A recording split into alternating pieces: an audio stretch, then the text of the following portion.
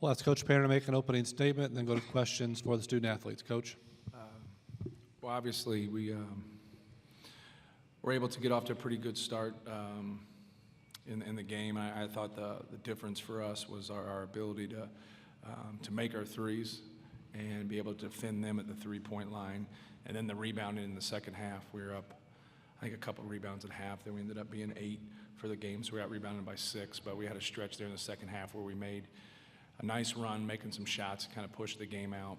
But we were also dominating the glass. So very important for us to defend them on the perimeter, but not let them get loose from 3.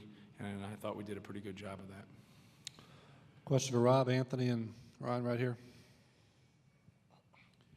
Yeah, Rob, if you would, you and Lou both got 2 fouls in the first half, and Anthony and Tyrone just seemed to, stretch the game out. Just talk about how significant their play was tonight, especially in the first half when you guys were in foul trouble. Yeah, I thought that it was a great job by those 2 guys, and just that lineup that we had in there. I think Anthony got a few baskets going to the rim. Tyrone did as well, and then you had some guys make some threes in there. I think it was DJ and Ryan. So I thought it was a great team effort, and it was really a team win. Other questions? Go back out here.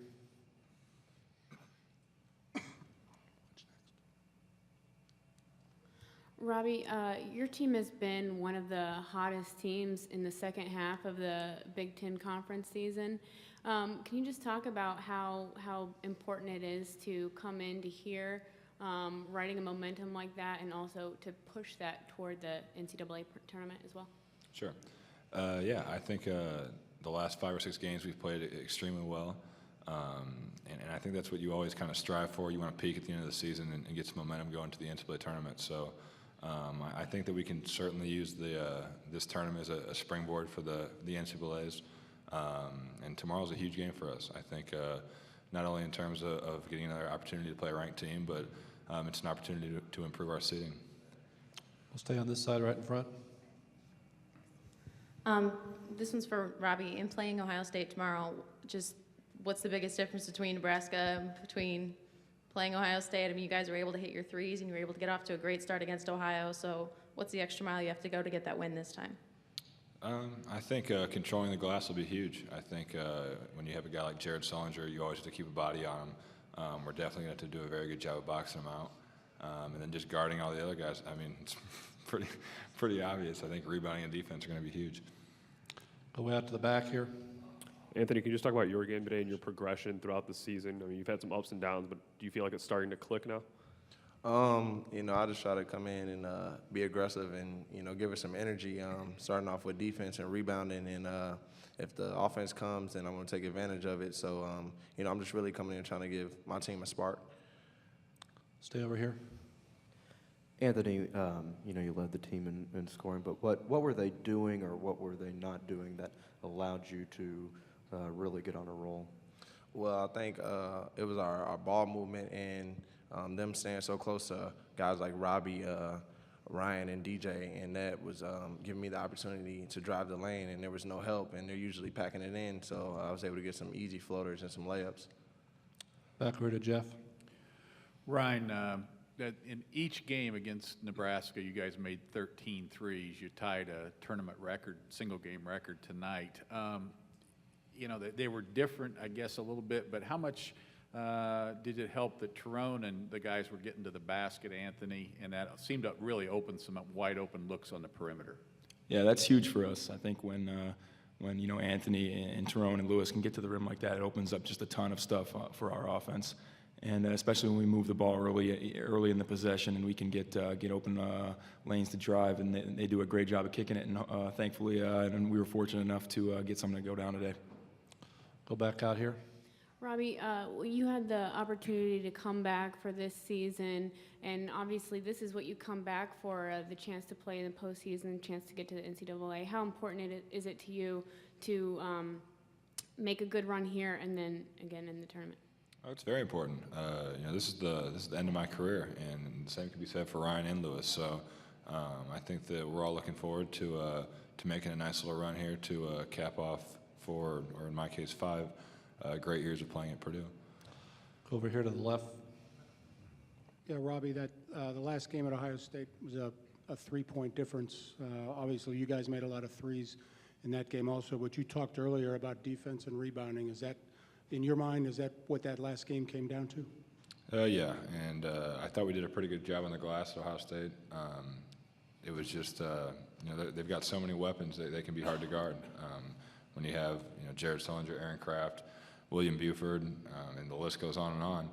They have a very talented team, so it's essential for us to stick to our defensive principles and follow the scouting report. Down here in front. Yep, Ryan. In the first half there, you guys went on a 17-0 run. They went a good probably 7.5 minutes without scoring. What was working for you guys at both ends of the floor there that you were able to kind of turn the game around there? I think we just started getting defensive stops. I think very early on in the game, I think they got a couple easy buckets, and we weren't where we needed to be defensively. But once we got that squared off, I think it helped us on the offensive end. Got time for one or two more if there are any more questions. Right over here. Anthony, will you talk about when Robby and Lewis were out with the 2 fouls? Did you feel the importance to have to step up offensively to provide more of a spark? Like I said before, when I come in, I just want to bring a spark. If Robby and Lewis are in with me, I still want to try to bring a lot of energy. So, I didn't go in noticing that they're out like, oh, I need to do this, I need to do that. I just wanted to come in and bring energy for my team. Is there one final question? Back out here.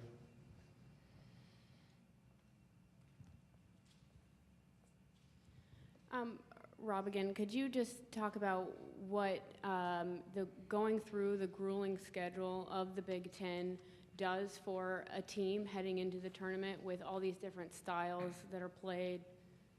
Yeah, I think the Big Ten Conference definitely does, if not the best, one of the best jobs in the country of preparing its teams for the postseason. It's just it's such a physical league. I think the scouting is at an incredibly high level from team to team. So it's something where I think it gives us a tremendous advantage because you're playing against the best teams in the country and the best coach teams in the country night in and night out. Fellas, thank you. You may go back to the locker room. Purdue locker room's open for another 15 minutes. We'll take questions for Coach Painter.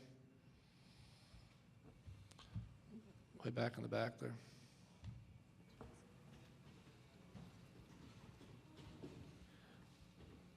Coach, I know foul trouble played into it a little bit with Robby and Lewis, but they only played 25 and 26 minutes. And when you're trying to go 4 games in 4 days, is it nice to have them not have to go, 40 and then talk about the production of some of the bench players to help them offset that? Yeah. Well, I think more importantly, when guys go out, when other guys step up and play well, I think it really helps you. It helps your confidence because it's going to happen in other games. You're going to get in foul trouble. And I thought it was great that Anthony Johnson came in and played within himself, but was still aggressive and was definitely, on the hunt and looking to drive the basketball. But he did some other good things. He had 4 assists, he had 6 rebounds. He just didn't score the ball for us. So that was definitely his best game of his career so far.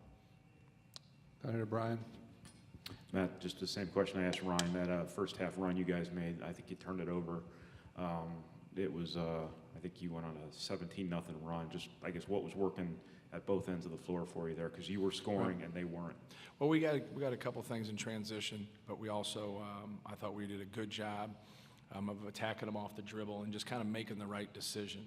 They do a good job of stopping the basketball, but if you get them on the run and you get them behind the play a little bit, you can get to the rim. If not, you can still get the ball in the paint or penetrate and pitch to the shooter. So I just thought we had a healthy balance of just making the right decision and making the right play. Over here. Matt, that first game in Columbus, your pick and roll game played a big part in your success on offense. 2 questions. I was wondering, chicken or the egg, did the penetration come first and set up your 3-point shooting, or did your 3-point shooting set up your penetration? And second part of that question, with not having Kelsey anymore, has that diminished that part of your game? Well, he definitely was good in that area, and his athleticism, helps you in ball screen action. Obviously, Lou does a good job with it. Tyrone's a little bit different. Tyrone does a better job of probing the defense instead of just, attacking, in the open court. But, I think the threat of those other guys to shoot the basketball also opens up some things. And we still have some guys that can really shoot it. And I think it's more important, in our game, no matter who we play, just to make the right decision, whether we're in screening action or whether we're in ball screen action or we're running a set. Just the decision making. I thought in the first half tonight we had way too many turnovers. We ended up with 10 for the game, but our average for the year is 8. So, we got to give ourselves a chance against no matter who we play and just take care of the basketball. Out here. Coach, knowing what Robby has been through, how satisfying is it, and how happy are you to see him have such a great end of the season the way he has? Yeah, well, it's, while you're in the middle of it, you don't sit around and really, reflect on it. You try to talk to him about, what he can improve on and what he can get better. The thing with him is he's been really confident, after getting into a good rhythm here the past month. And you can just see him getting better and better with each game. I think he's going to be really good here in a year or two.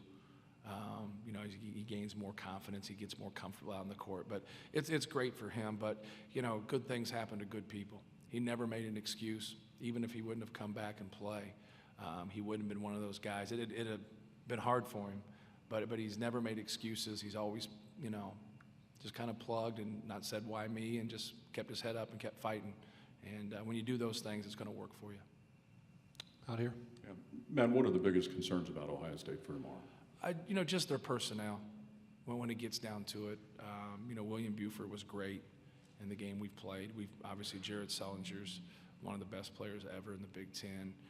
We have a lot of respect for Aaron Kraft and how hard he plays, and just a winner.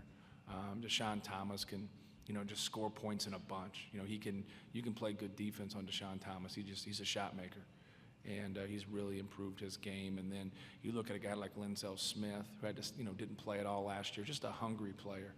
Plays hard, defends, does whatever they need. He'll hit 8 threes in one game, might not shoot the next game. He's helped them win a Big Ten championship, and that's what it's all about. And they're just a winning program. And for us, we're going to have to be able to limit them in some area. So if you have any advice how to do that, I'm up for suggestions. But no, we got a lot of respect for them, and they're dangerous. They're a dangerous team. I know you can't allow them second chance opportunities, and you can't allow them transition opportunities, because they're pretty good in the half court. And then if you allow those two things, they're going to score more points than you. Got time for one last question for Coach Painter, if there is one. Right here. Yep. Can you just talk about the dynamic of your team since the incident where you dismissed Kelsey? I think a lot of teams thought maybe that you would struggle after that, but Right. Well, I think you want to keep your focus as a coach on what you have and what you instead of what you don't have. I think Bob reflect on it a little bit. Do we get in as much ball screen action? Probably not. Do we pressure on defense as much? Probably not. We've tried to do a better job of just containing the dribble, not fouling, and just trying to stay with just the strengths of our team. And we're still about the same team. But I think our guys have, we had guys like it last year, because, Eachwan and Jawan were such good players, they didn't get much attention. And anytime somebody doubts you, I think it's just the best motivator. A coach can try to do a lot of different things, but when people generally doubt you, like you can't do the job, I think that's the best motivator. And I think our guys have really stepped up and played well. But also, we haven't tried to be a team that we're not. We're not going to outsize you. We're not going to come with this unbelievable athleticism, but we are pretty skilled. And we do have some guys that can shoot the basketball, and we can spread you out. We can be smart. We can take care of the ball. We can make shots. And that's what we're going to have to do. And if we can't do that, then we're probably going to get beat. Coach, thank you very much. All right, thank you.